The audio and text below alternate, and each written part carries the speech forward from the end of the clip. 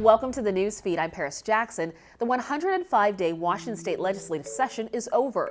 Lawmakers approved a nearly $78 billion two-year budget to fund schools, state prisons, mental health services, homeless services, and more. With a tight state pocketbook, priorities sometimes divided Democrats and pushed Republicans to protest.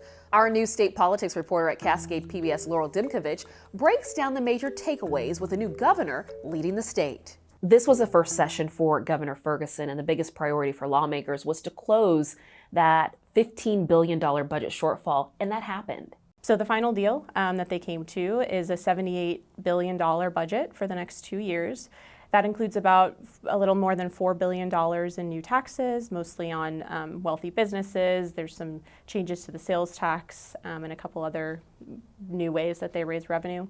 And then there's about $3 billion in cuts. So most of that goes to behavioral health, healthcare, and higher education. And of course, there's also new spending, and most of that goes to K-12 education, special ed, and other places mixed throughout. One of the most debated bills this year was to help the state's housing affordability crisis, and it was to essentially cap rent.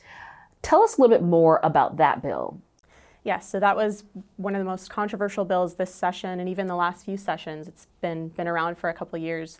The final version of that includes a 7% cap plus inflation each year on what a landlord can raise the rent for a renter. So they can only raise the rent 7% plus inflation up to 10%, so no more than 10.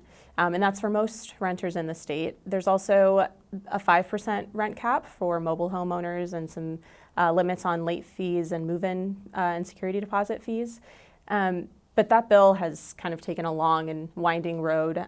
Even the folks who supported it in the first place weren't necessarily happy with where it ended up. What other notable bills passed the session? Sure, there's a bill to require permits to purchase firearms, and that includes safety training, and I think it's a 5-year permit that you have to apply for before you can purchase a new firearm. There was also a bill to allow unemployment insurance for striking workers. So if a worker is on strike, they can get up to 6 weeks, I believe, of unemployment benefits under this new bill. What is the next step for Governor Ferguson? So Governor Ferguson has 20 days from when a bill gets to his desk to sign it or veto it. So that puts him at about mid-May for everything to be, off of his plate. So he can either sign it as is, and put it into law, veto it, or he could just not sign it, and then it would automatically go into law on the effective date listed in the bill. Ferguson has not been super open about things that he supports, especially some of these contentious bills that we talked about. So we'll see where he lands on things and how he feels on the overall budget, which again, he has pushed back on in the past. On April 23rd, Time magazine held its inaugural Earth Awards, recognizing individuals influencing the future of the planet through their work on climate justice, awareness, and activism.